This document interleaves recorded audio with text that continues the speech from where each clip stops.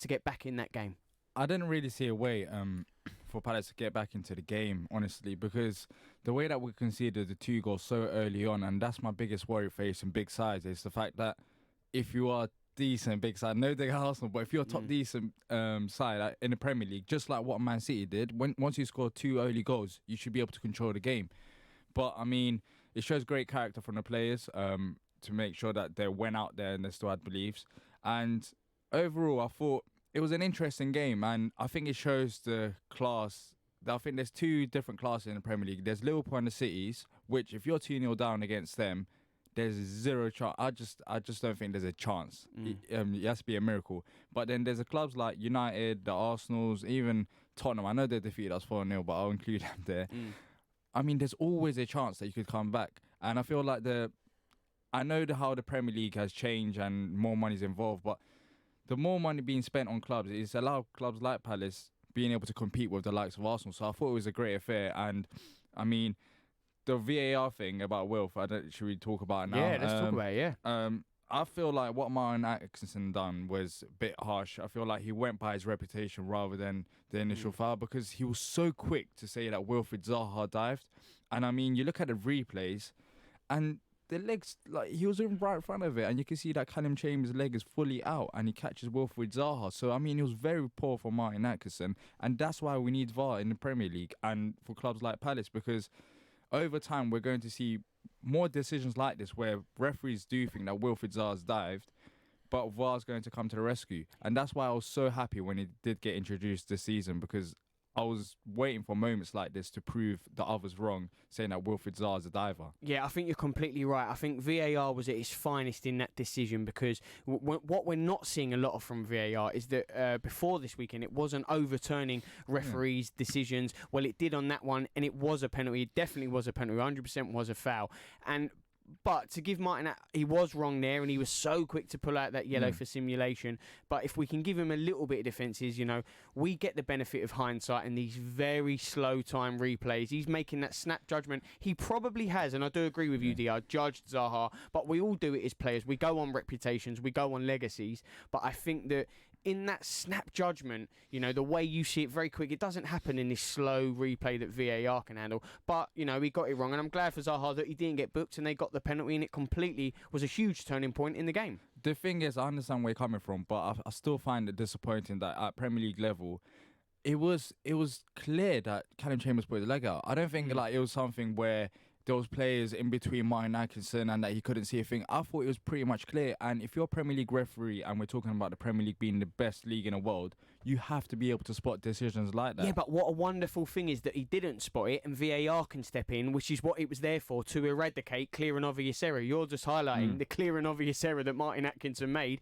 VAR stepped in. You've made a rick there, Martin. We're going to look at it. It's actually a penalty, and in it comes, and it's a completely different story. So VAR, in a sense, needed this weekend after all the decisions in the other games, and they've gone both to and from. And I can admit it was 100% a penalty. They got it. Now let's look at the flip side of the VAR, because obviously there was a big one at the end when Chambers was believed to have committed the foul, and Socrates he scored that goal for 3-2.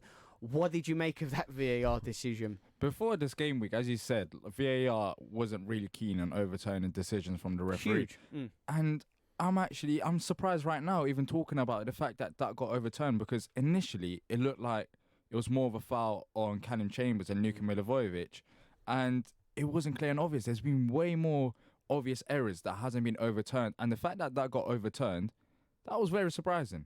I did not expect that to happen. And I mean, I wouldn't want to say we got away with it, because I feel like it still balanced each other out. I mean, you look at, I don't know if it was 2 seasons ago, last season, where Lacazette, he hit with his hand and it was at Selhurst Park and the ball went in. So there has been situations where Arsenal have got the benefit of the doubt. Of course, there wasn't VAR there, but I mean, this one was very surprising, because I saw more of a foul on Callum Chambers and Luka Milivojevic. James, what did you make of that incident, that late goal for Arsenal that obviously was then chalked off? Yeah, well, I was at the other end of the stadium in the corner, so seeing the penalty box from that distance is quite difficult. But what had happened is, just building up to that moment, there'd been a substitution and Benteke had come on, and I was like, oh no, here we go. But then again, we had everyone around was going, oh, maybe he'll get his first touch or be a header because it was a corner, and we thought this is what happened last week, and he nearly scored a goal. But what happened was, which is what happens 90% of the time, is Benteke got the ball and he didn't control it properly or lay it off to anyone, and he lost possession. And immediately, Arsenal got the ball and they were building and passing, and then it led to them getting into the penalty area, and it led to the goal. So my mind was absolutely focused on Roy Hodgson making this daft substitution, bringing Benteke on, and us losing possession. And I had, to be honest with you, I had no thought through my mind that wasn't a goal. I mean, I didn't see anything. I thought, that's a goal. We've blown it. I was absolutely livid. I was furious. And suddenly, I was shocked there was a VAR review. And people around me going, well, what's that for? Well, this is it. The paying punters, and I know Nick Gillard always mentions the paying punters. People that we've done the Arsenal fan show. It's not a question of whether this was the right decision or the wrong decision. The ones in the stadium, including yourself, James, forget that it's Arsenal, it's Palace. You don't know what's going on. I didn't know, and to be honest with you, I had no idea what it was about. And then suddenly, we're absolutely ecstatic because the goal's been disallowed.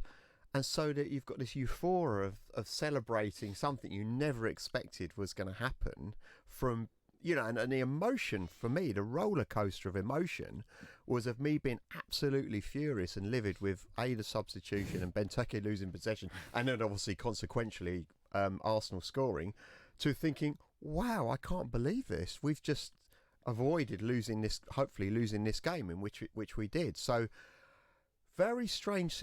This VAR is bringing a new aspect to watching football for me, and I do agree with you guys. And we were talking about it, that that one to me was a bit of, but there was things going in the box which really were little niggly fouls here and there, and I couldn't quite pinpoint there being a foul by the Arsenal player on Palace that should have disallowed the goal. So I felt a little bit I thought Arsenal were unlucky in that situation. I'll be completely honest with you. Listen, whether Palace got away with one or Arsenal unlucky, forget all that. Genuinely, I'm glad as a football fan that Zaha got that penalty, because for me, it was a clear and obvious error. This is why we were told VAR was brought in. The decision was overturned. We want not justice in football is such a strong word, but we don't want errors like that to go away because they changed the course of the game. But in the one at the end, we're like, who's fouled it? And we just don't know. And it muddies the waters. It is very confusing. The game was full of incidents, and there was one massive Arsenal incident. I know it's the Palace fan show. Let's ask about it, because James, you were in the stadium. The Granit Xhaka got subbed off. There was a few sarcastic cheers. They got louder as he walked off, very slow to get off. Both teams pushing for a winner. And I want to get the Palace perspective on it, because had this been your captain, what would you have felt like, and what did you make of fans booing their own captain? You were there on the day. How toxic was it? Was it a scene that you've never seen in football before? Yeah, I mean, to be honest with you, it wasn't the whole stadium that booed him. So it wasn't, if it was the whole stadium, it would have been particularly loud, because obviously there's 60,000 supporters there. So I kind of heard something happening, and I heard some booing. And I realised that Xhaka was going off, but I didn't see the bit about where he took his shirt off and stuff like that. It was in the other side of the stadium, but yeah, there was definitely could hear some booing, but I wouldn't have said it was universally sort of the whole of the Arsenal support. So that in a way is a credit to a lot of Arsenal fans, because I think it was a minority, and I wouldn't like that for Palace fans to boo their own captain or player. Just because he's had a bad game. And I don't actually think he had a particularly bad game. I think there was a frustration at the way Arsenal played, and I can understand it, because the first half, I forgot to look at the possession stats at the end of the game, but the first half stats were, even though we'd obviously conceded the 2 early goals, we were actually on top on possession stats, and that's why I felt that Crystal Palace could really get something out of the game.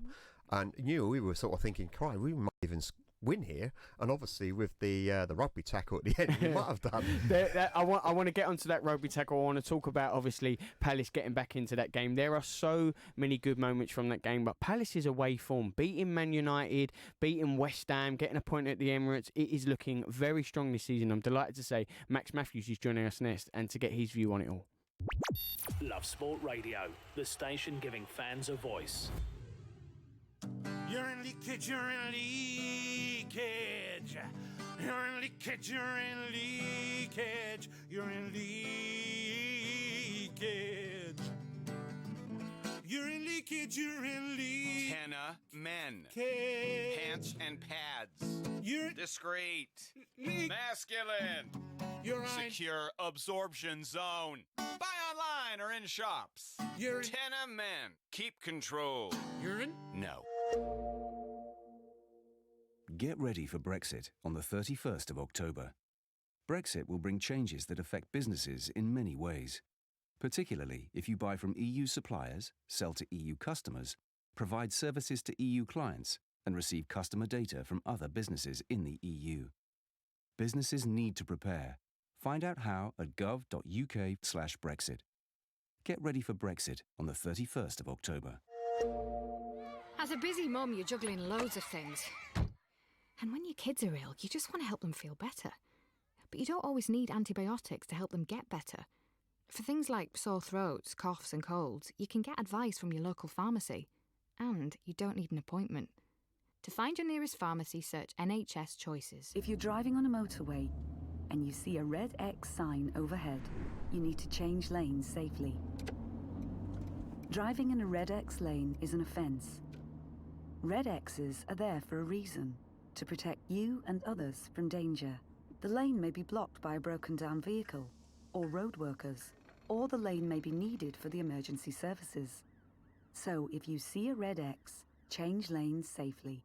Highways England, connecting the country. When your kids are ill, you just want to help them feel better. But you don't always need antibiotics. Get advice from your local pharmacy or search NHS Choices. This is Love Sport. You are listening to the Crystal Palace Fan Show on Love Sport Radio with me, Charlie Hawkins. I'm joined in the studio with the Back of the Nest podcast, James Howard and DR Kernaz. And I'm delighted to say we've been joined by Love Sport's very own Max Matthews. Well, Max, we were just talking about the game on the weekend. We need a lot longer than an hour to talk about that game on the weekend because there were so many incidents. We want to touch upon a few of them with you. But firstly, what did you make of the game and the way Palace fought back? And they could have gone on to win that game at the end. Hi guys, yeah, I thought we fought back really well, and it's been a feature of some kind of Palace sides in the past that when we've gone a goal down or 2 goals down, that's kind of it and it's game over. But the current side seem to have a real kind of belief that they can get back into the game. And don't get me wrong, Arsenal did look weak and fragile, and someone else in my family was saying, well, you know, why didn't we go for it more? We were being too conservative. You know, we could have gone on and won it. Equally, you need to be kind of quite tight defensively, especially at a place like the Emirates with players like they have. So I think to fight back from 2 goals down in the first 10 minutes and the manner that we conceded them was really good because they're a good team. You know, they're 5th or 6th. So I'm really happy with that. Yeah, hi, Max.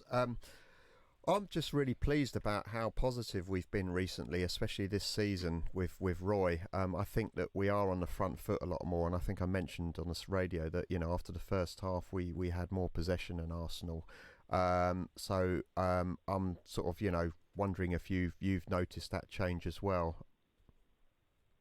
Yeah, I mean, Roy has always been quite kind of calm and conservative and not throwing too many bodies forward. But I think now he's kind of starting to work out a good balance in the team. Personally, I think when Schlupp plays, he's an all right player. He's pretty physical.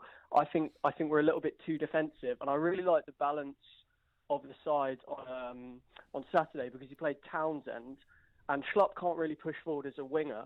But it meant on Saturday that we had Townsend and Zaha pushing up on the wings and playing kind of 4-3-3 in attack, and then in defence, they would kind of come back into a 5-man midfield, and the 3 centre midfielders would sit a little bit deeper and have a 4-5-1 in defence. And then in that situation, with that kind of team, I think it's really well balanced because it means you're strong in attack and strong in defence. But, you know, when we're playing like a deep 4-4-2 at home with Schlupp and MacArthur, who's not really a winger on the right-hand side. I felt we were a little bit too defensive. So I'm glad that Roy's kind of working out a system that's more balanced. 3 words from me: Jordan Pierre Ayew. What a player! I mean, another goal. And the funny thing is, I was looking at... That's 10 words. No, I mean, those first 3 words, then there's a full stop. I mean, I was looking at the goal, and it's just simple things like his movement, and that's the things that we've been missing from Christian Benteke. And it's like another goal for him. How many goals do you think he could score this season? Well, I honestly think he could score 10 or 15, and that's really not something I thought I'd be saying last season. I think he scored 1 in 20 or 2 in 20. That said, it was a really nice finish against Wolves. And, you know, in a lot of those appearances last season, he was coming off the bench. Often he was playing on the wing because he's quite a hard worker.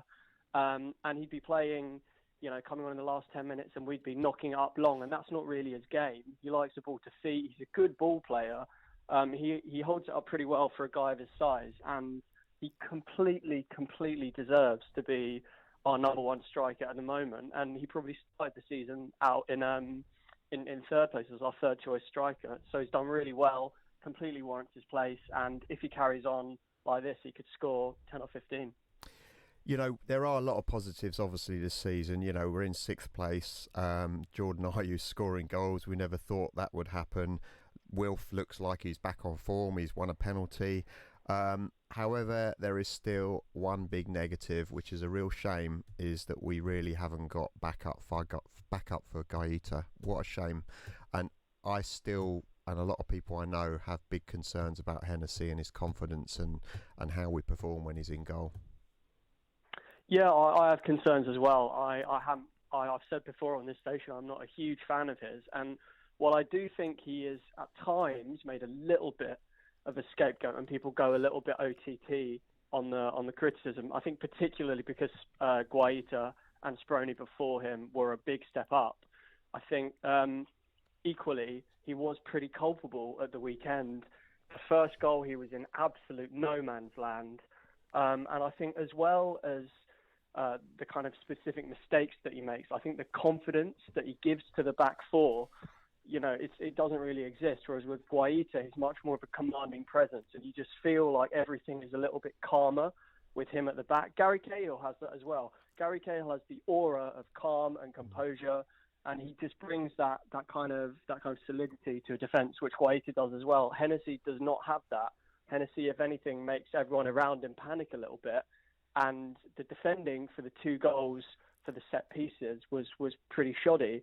And before that game, we hadn't conceded a single goal from set pieces that season. Hennessy comes in and we concede 2 in 10 minutes. I don't think it's a coincidence. Yeah, I feel like I understand where you're coming from when you do have a really solid number one, but he made some massive saves, especially at the end of that game, to keep Arsenal out. Is it not a little bit harsh in your criticism there, Max?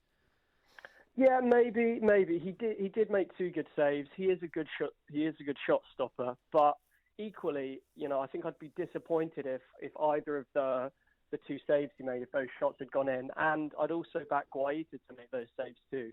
So while I do feel like occasionally Palace fans, and me included, are a little bit harsh on Hennessy, I think particularly with the set pieces, he was at fault at the weekend, unfortunately. No, it's completely true. He might have made those saves. James mentioned a good point. We want to talk about right at the death of the game, Guendouzi rugby tackling Zaha, because obviously he would have been set free, and then who knows what would happen. But Roy Hodgson, fair to him at the end, honest in his assessment, he said, look, I don't want to have a go at the kid. I can understand it. If it was the other way, you know, he knew what he was doing there. He was stopping that attack. You know, I don't want to make a big thing of it. They had their moments at the end. But what did you make of it? Because obviously, Palace could have won that game 3-2 there, because Zaha, he would have been 1-on-1 with the keeper. Yeah, he would have been 1-on-1 with the keeper. And to be fair to Guendouzi, I'm not sure that Wilf would have scored. He doesn't quite have the killer instinct with the 1-on-ones. However, I do think it was a red. I hope I'm not being biased here. I hope you'll call me out if I'm being biased. But then again, like one of my Arsenal mates says it was a red as well. It would have been a red card in rugby. I presume it had been a foul in American football, and it was pretty cynical. And, you know, as the last man kind of tackling around the neck and kind of throwing him to the floor, it's not great. But equally, I would want one of my players to do that in that situation, as cynical as it is, just because you don't want to let someone run through on goal. And so I understand why he's done it. But in my opinion, it was a red. Would it have affected the game? No, because the ref blew the whistle straight after. And so Palace wouldn't have really had an advantage. But I do think it was a red. Yeah, and in my opinion, we all agree, or most of us here agree, that it stopped the opportunity of Wilf, possibly having a one-on-one with a keeper. But I think if this happens again, if this sets a precedent where a player is quite blatantly rugby tackled, the referee assumes it's not close enough to the goal, so he's giving a yellow. But if I went to a game, even as a neutral, and saw a bit of play stopped like that, I'd be furious because it's going to ruin the game.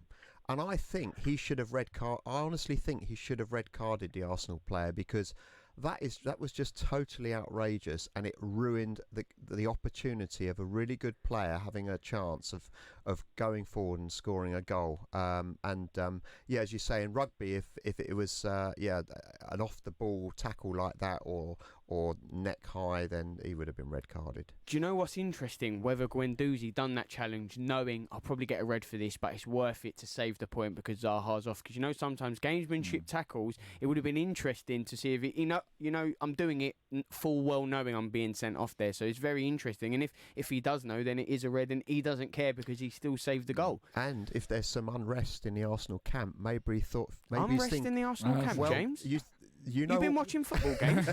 Maybe he thought, you know what, I'm quite happy to have 3 games off. Yeah, they need to normally wait a little bit till Christmas so they get the Boxing Day fixture off. That's normally what they do in the New Year's one too. Max, we really appreciate you joining us. It's always good to have you on the Palace Fan Show. Love Sport's very own Max Matthews there. There are so much to talk about from that game with Arsenal, but the Eagles, they are flying high, especially with those big games.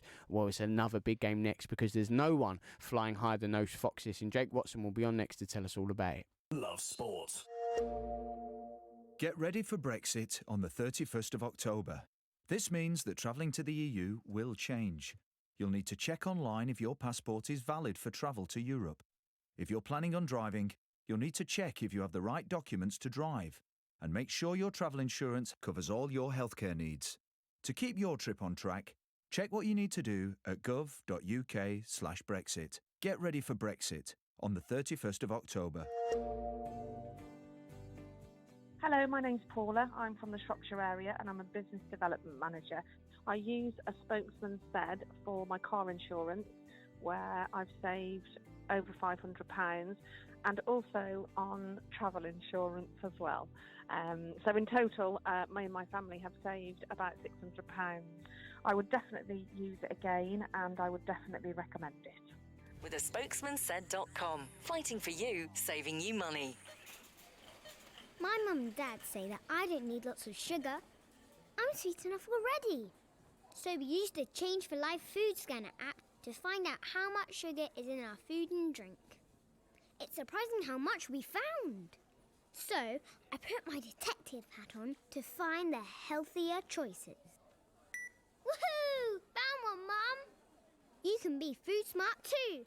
Download the free Change for Life food scanner app today. As a parent, you always want to protect your kids, so make sure their vaccinations are up to date. Measles and whooping cough are on the rise and can cause severe illness, but childhood vaccinations can help prevent them. Are your child's up to date?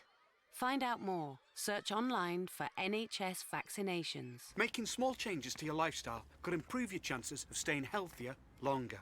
Start now by taking our free How Are You quiz. Just search 1U. Love Sport Breakfast with Richard Lee and Patrick Christys. What I loved about that whole incident, don't consider apologising, just make it known that, no, actually, I'm right. We should be spying on each other. Yeah. And then you kind of question yourself, like, maybe he's right. We should be out there doing really bad things. I don't know. There's some life advice there from Richard Lee. You know what? Just do it. Just whatever's going on in your head now, just do it. Just do it. What's the worst that could happen? Take the Bielsa line. That's what I say. Can you imagine, though, like being Leeds' press officer? Because obviously Bielsa is crackers. Yeah. Is he like, oh, I've got a press conference. Where is he? I don't know. And then just like at the back with the glass windows at the press centre, you just see Bielsa there with like an open dressing gown just fiddling through the weeds. Like, Bielsa, come on in. We need to do this. We've got a press conference. It's fine. She can look after the dogs. It's fine. Leave them there. What a guy. Weekdays from 6 a.m. This is Love Sport. You are listening to the Crystal Palace Fan Show on Love Sport Radio with me, Charlie Hawkins. I'm joined in the studio with the Back of the Nest podcast, James Howard and DR Kern, as we were talking everything from that drama-filled incident game at Arsenal on the weekend, 2-2 there. Now we turn our attentions to that massive game on the weekend to Leicester, who are doing absolutely... Well, they're flying at the minute, let's be honest. 9-0 on Friday to Southampton, playing in the League Cup tonight against Burton, and they are 2-0 up. What can't they do at the minute? Well, it's Palace on the weekend. Someone will know how well they are doing, and it is Jake Watson who joins us now. Jake, thank you so much for giving us a little bit of your time tonight, because I know you need to be up very soon, so we appreciate you coming on. But you at the minute, as a Leicester fan, must be pinching yourself, Jake. Yeah, no, it's quite fun at the moment watching Leicester City, which I kind of suspected it would be this season. I didn't know how well we'd do, but I thought it'd be fun regardless. But yeah, it's fun, and we're also doing particularly well, so a very, very happy Fox at the moment. Yeah, hi, Jake. It's James here. No, James. Hi, mate. Yeah, you know, how good are you guys at set pieces and corners? Because that's where we're struggling at the moment. Unless, of course, Gaeta's fit for the weekend. Well, we're quite a small team. So if you're struggling in terms of defending set pieces, we've obviously got decent delivery, but other than Soyuncu and Evans, there's no one in our team over the height of 6 foot. So if that's where your weak spot is, you're probably safe that. Wilfred Ndidi scored a header against Chelsea from a corner, but other than that, I can't remember as particularly being particularly challenging from that. Obviously, Harry Maguire used to be the weapon in that regard, but obviously he's no longer there. So yeah, if that's the problem, I think actually, to be honest, Crystal Palace wise, if you're worried about anything from Leicester, it's probably not set pieces. Plenty of other things though to be worried about, I suspect. Hi, Jake. Last 4 games, we've actually managed to get decent results against you guys. Of course, last season 4-1, 1-0, 5-0, 3-0. I mean, is there a kind of fear factor in Leicester facing against Palace? Because even as a Palace fan, it's kind of surprising the fact that we've managed to get some of these results. Yeah, no, it's weird, you know, and we often talk, don't we, about people having bogey sides and, you know, whether it affects a team when they go into it. To be honest, the Leicester players themselves, I don't think they'll be in any way kind of bothered or perhaps even aware. I think the people who are most aware of it are the Leicester fans. I've been countless times over the last few years to watch us play against Crystal Palace, and other than the title win season, I can't remember us getting a result against you guys at all. And it wasn't last thing the season before where you absolutely destroyed us home and away. It was like 5-1 and 4-1. So look, we've got a horrific record. So personally, I'm a little bit worried because I know how bad our record is, but I don't think it's the kind of thing the players kind of worry about or talk about, to be honest. Yeah, all I remember is when you guys came to us towards the end of the season. It was sort of not right at the end of the season. The year you won the Premier League title, and you won 1-0. Yeah, you won 1-0, and it was a really, really good team performance. And the Leicester City fans stayed on and on till after the game, saying we're going to win the league. But since then, I agree. I think we've done reasonably well against you guys.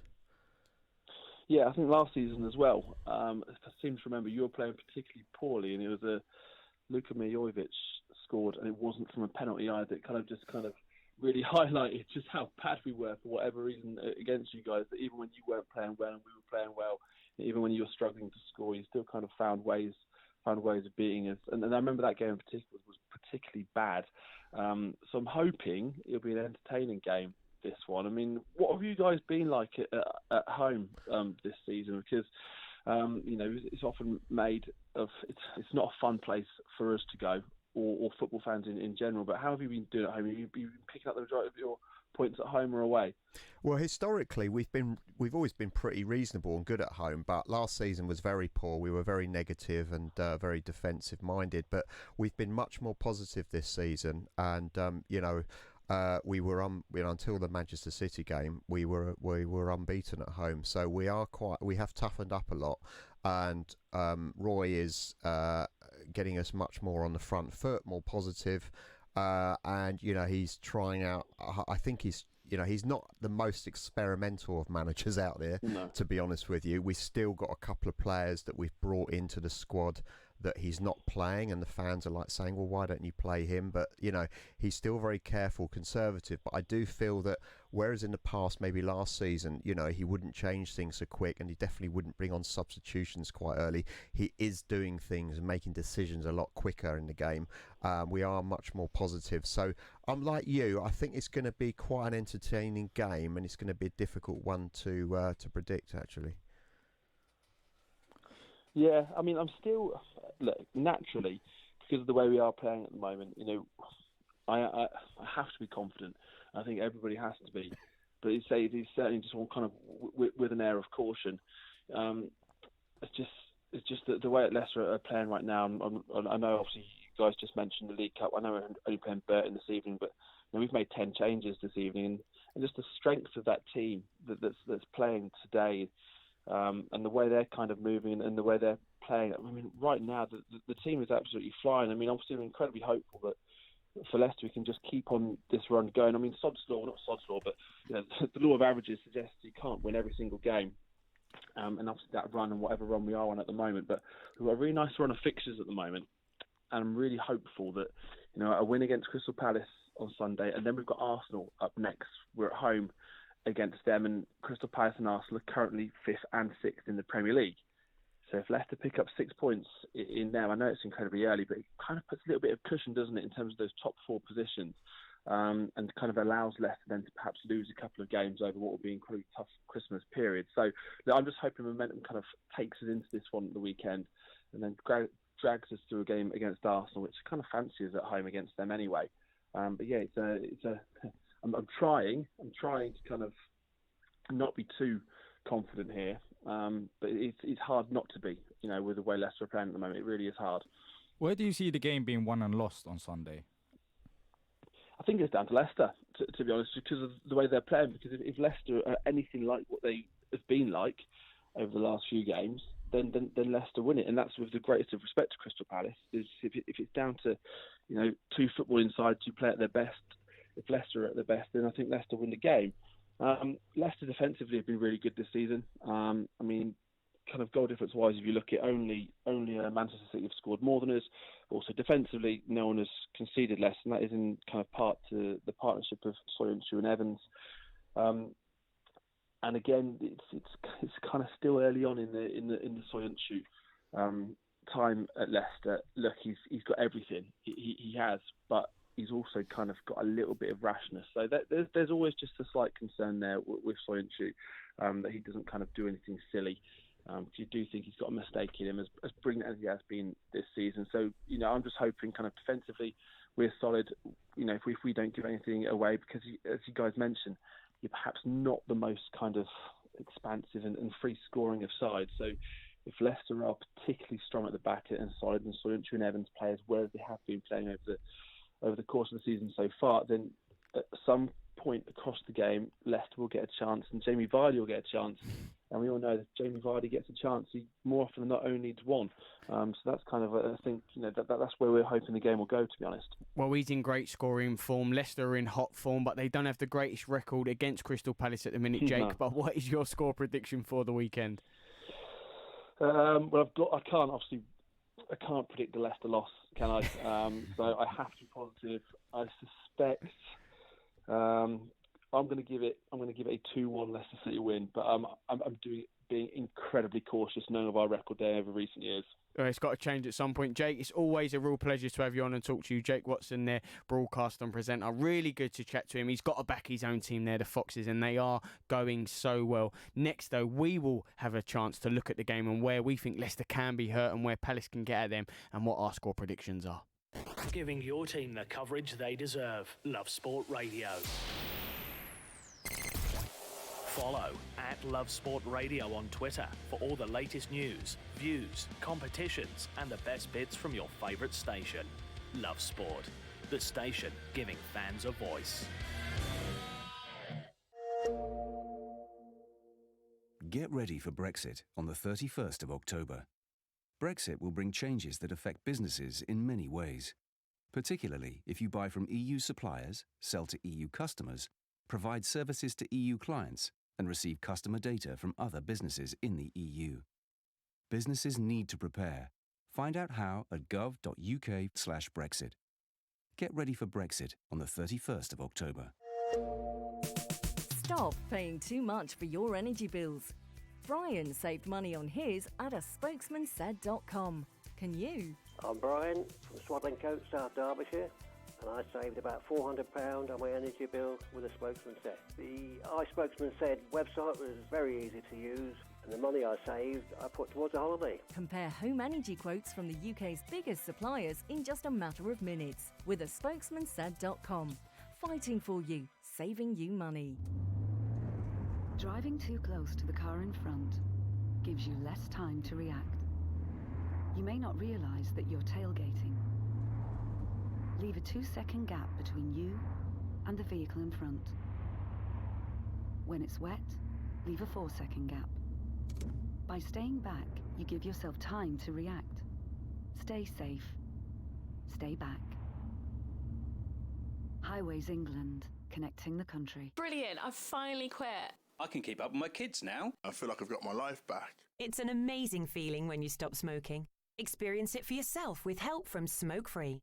Our range of free support can help you quit for good. From our app to emails, face-to-face and online communities. Search Smoke Free, because there's only one you. When your kids are ill, you just want to help them feel better. But you don't always need antibiotics. Get advice from your local pharmacy or search NHS Choices. This is Love Sport. You are listening to the Crystal Palace Fan Show on Love Sport Radio with me, Charlie Hawkins, and I'm joined by the Back of the Nest podcast, James Howard and DR Kernaz. And there is still time for you to get involved. There is so much going on where the Eagles are concerned at a minute. What do you make of it all? Tweet us at Love Sport Radio or call us 0208 70 20 558. You can also WhatsApp on the number and we will endeavour to answer your questions. Our very own Nick Gillard has tweeted in. He said, obviously, we were talking about VAR earlier. He's tweeted, instead of the ref making a mistake, now someone in a room has made one instead. # down with VAR. We know Nick's feelings on it, James. Yeah, he doesn't like VAR. No, I do agree with the concerns that Nick's got and a lot of people have got, and I think that we have to start. The referee has to start using the camera at the edge of the pitch, and the referee can seek guidance from the man in the room with the video, but at the end of the day, the one referee, the person that's going to be accountable, is the person that's on the pitch. Now, if he's deferring to somebody into a studio every time, that can't make him feel good, surely. He becomes a bit redundant. It's going to make him go home, and he's going to go back, and he's going to see that Arsenal decision, and he's going to think, oh, why did he overturn that? You know, that's unfair. And maybe on reflection, he'd be thinking to himself, I should have gone to the edge of the pitch and looked at that myself. And he won't have confidence. And I think a lot of these referees, and it works so well at the World Cup when they went to the edge of the pitch. So I think the balance has gone from where nothing was getting overruled to where too much is being overruled, and now it needs to be pulled back a little bit, and we probably have to say, look, hold on a second, this still needs tweaking, we need to improve this. Let's look at what worked. It worked in Russia, some fantastic decisions with VAR. What made it work? And what made it work is the referee went to the edge of the pitch and decided for himself what he felt, and I think the referee will get a lot more respect from that than they will from deferring to decisions from somebody else in a studio. But how long would that take, though? I mean, even now with VAR, it takes a bit of time, and then imagine if the referee goes to the sideline. I'm not saying that is wrong, but I feel like that's why they didn't go with the approach here because of the time. That's a very valid and correct question, DR. But what I would say is I think they should go to the screen, but what the ref is seeing on the screen is played on the screen, so the fans are watching, so they're not just sitting around 2, 3, 4, 5 minutes going, well, how many times is he going to watch this? We don't know. We're getting cold. It's raining. We're watching it, and we can go, right, we're seeing what he sees, whether we agree or not, and then at least you're involved in some capacity. You're going on the journey with him. And I think that we got the ref. They're the man in charge. Why is someone, like Nick said, taking that decision away from him, rightly or wrongly? I want the ref to get it either right or wrong. I think, VAR should be someone in the earpiece going, Martin, you might want to look at this again. We think we've seen something here. And then he goes, all right, I've missed it. Obviously, the speed of play. He goes over and has a look, and he can make the decision. Not someone going, oh, that's overturned. Or, do you know what I mean? Because we've got the screen there, and we're not using it, James. No, exactly. And I don't think that there is an issue with time, because if the referee suddenly gets something in his earpiece and says, I'm going to review this for you, why doesn't he, rather than stay on the pitch with the players, go straight over to the tunnel where the video link is, and look at it, and they just talk it through together? And that isn't going to add any more time. But, we talk about on this show that the paying punters are losing it. VAR, they're feeling out the loop. That moment of euphoria is lost. Let's get them back in that loop. Why say if they watch it, we see in sports like tennis with Hawkeye, all the fans in the stadium are watching that. Oh, is it in or out? The players challenging it. In the NFL, everyone is watching the challenge. Everyone's watching the screen. And then you go, oh, is that a foul? I don't know. If you're going on that journey, you're involved in that decision. There's no, you don't know the time that's being lost. You're in that journey. Does that make sense, James? Yeah, it does. And the thing is, I've been watching a lot of the Rugby World Cup, and I'm not the biggest rugby fan, but I like watching internationals, and I've really enjoyed the Rugby World Cup. Now, believe you me, they use a lot of this video in refereeing than they do in football, but no one's complaining. Completely. Yeah. And also, a great idea, sorry, I mentioned the NFL and tennis, you made me think of one. In rugby, we can hear the ref. So imagine Martin Axton, he's got a microphone and he goes, we're going to look at this because Zaha's been, we believe Zaha actually didn't dive, it was a foul, and we're looking at it, and everyone goes, oh, right, oh, maybe, straight away we're onto it. Address the crowd, and I think that adds into the spectacle and the element of the match. Yeah, I agree. Another sport, like our NBA, basketball. I mean, 'cause they do it so well in America, don't they? DR. But I mean, it's the way that it's done in the NBA. It might be a bit difficult to replicate that in football, because in the NBA, it depends on the games. But some games they actually do go up to the commentators and explain the decision. So, I mean, it's still 10 games played. It's still early in the season, and I think as the years go by, it will improve and we'll reach a point where everyone's happy. Well, at least the people who are upset, I think there'll be less of them. Yeah, the VAR, it has rumbled on, but anything that's new and people don't like change, it will take time. And VAR themselves, they're going to have to iron out all the little crinkles from that. Let's look at the Leicester City game now, because it is a massive clash on the weekend. And like Jake said, not a great record, but they're flying high. When you was going into the Arsenal game, the mentality, you said, we can get at Arsenal. James said it. I just feel you said it last week before the game. You said, I feel confident going into this one. If it was anyone else, Arsenal would get that feeling. Are you carrying that feeling into this game? No.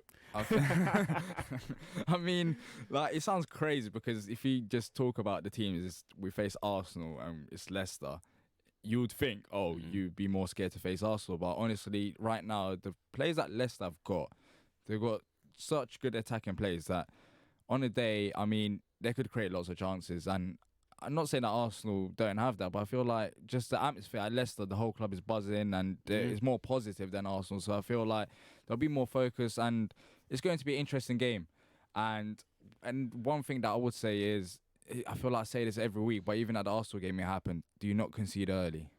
Because I feel like even though we did come back against Arsenal, Leicester are a side that when the game opens up, they're not on the same level as City, of course, but they've got the players who could just destroy you if there are spaces in behind. And if we concede an early goal and we have to go out and get out of a system, then I feel like that could cause some trouble to us. Well, we know how well they're playing under Brendan Rodgers. We know how explosive they are on the front foot. But where can Palace hurt them? Where are their weaknesses, James? Where are they vulnerable? Well, they've had a fantastic season. I'm just reading a tweet actually I got from Gary Shaw. Says Leicester were fantastic against a 10-man useless Southampton, but Palace at home should get at least a draw. So that's nice to hear. And I know this chap isn't, particularly a Palace fan, but I think what we have to admit here is that Leicester are going to have a good season. And all credit, I'm all for Leicester having a great season. I think the club is fantastically run. What they've done is they've managed to shift players without really affecting the team. And they're still going to be, up there, I believe, in possibly top 6, possibly in the top 4. Who knows? how are we going to exploit them at home? Well, for a start, I'm praying that our first team keeper is playing. Yeah, I think that's key because I think he gives a massive confidence to the defence, and I think that will help us or allow us to keep a clean sheet. Jordan Ayew and Zaha are playing well now. I could see us getting a goal. So I'm hopeful that depending on who we've got in goal, where this result might go. We know away from home, DR, that Roy sets up, more cautiously, waits for that second half, to then get a hold of the game, that counter attack maybe, let the home team tire ever so what. How will he set up at home though, and to Leicester? Will it be cautious because we know what they are, the run they're on at the minute? How do you think Roy will set up, and how do you want him to set up? I think he'll set up just like he does away from him, and that's the reason why we were poor at home last season, and reason why people complain, because we'd approach home games as the away team, and we'll just sit back. But the thing is, this season when we do have the chances, we are more clinical in front of goal. That's why our home form has improved. I don't think our performances have drastically changed. I mean, if you look at the tactics, it seems like we've got a similar type of approach. And even in the first 2 games of the season, people questioning Roy, being like, you talked about this during the summer and we're still doing the same thing. So nothing has changed there. We'll use the same approach that we did against Arsenal, I reckon. But of course, a bit more, I wouldn't say attacking, but a bit more freedom, because it's the end of the day, I know Leicester are doing well, but if you look at our players compared to Leicester players, there is still a chance there. So honestly, I feel like if we've managed to get, as I said when speaking with Jake, we managed to get results against Leicester. I feel like if we just play to our strengths and sit back and counter them, there's opportunity there for the taking, and hopefully Sellers should be buzzing after that Arsenal 2-2 result, and we're 6th in the Premier League, so it should be an interesting game. Yeah, I wouldn't like to see us sit back as such as if it was an away game. I think we need to get 50% of possession. I agree with you in some respects that we don't want to be particularly adventurous, but we're not playing Man City here. Leicester are a good side. They're not unbeatable. We're a good side. We have to start thinking about ourselves as being a good side. We're top. We're sixth. There's obviously a good reasons for us being sixth.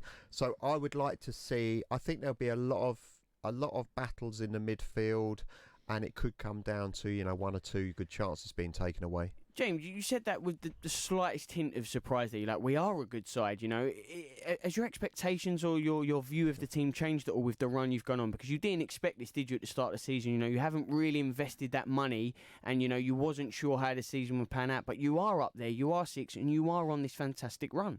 Yeah, I mean, pre-season, I was still very nervous about not having a striker. But Jordan Ayew, having come in and playing the way he is and scoring goals, has really helped and given us confidence. And also another bonus for me is Cahill at the back, who's been fantastic. Apart from that, I felt we had a really good squad and a good team that, and I felt that the only thing, and also retaining Wilfried Zaha and making sure he gets back up to form, and hoping that we don't have a Zaha that's going to be sulking because he didn't get moved on, but that hasn't happened. So that's some really good positives coming out of the team. And I can see why we're doing well, because of those 3 concerns that we had pre-season. They have literally, for me, made me feel more confident, and I think now we need to think, actually we are a good side and we deserve to be in the top 10. Quickly on Luka Milivojevic, would you start him against Leicester? I mean, what do you think of his performance against Arsenal? He's been under criticism by lots of fans. Yeah, I would start him. I mean, he's a captain. He's a key player. I don't like dropping players when we've had a good performance the week before, and I think apart from the first couple of goals, I thought the performance overall was very good. So I would be disappointed if I was a player getting dropped, unless I was perhaps the keeper. Exactly. Fans questioning captains' performances sounds very familiar for London clubs at the minute. It's a huge deal. Let's quickly get your predictions for the game on the weekend. Dia, I'll start with you. I'll go with 2-1 Leicester. He's going for the away win on it's the psychological. Eagle Don't worry. short. No, I won't say reverse it. lights. James, Yeah. honestly, I saw James' face when you said that, and he was absolutely Really? heartbroken. Yeah. Gutted. I'm going to go for a little short-term bubble burst for Leicester, and I'm going to go for a Palace win by 2-0. A strong win for the Eagles at home. And as we know, and if you're listening, and you should be every week, James Howard is on a strong run of predicting the results. He's saying 2-0. We'll forget DR's prediction because he's meant to be a Palace fan now. He said 2-1 for Leicester. He's being honest. But this was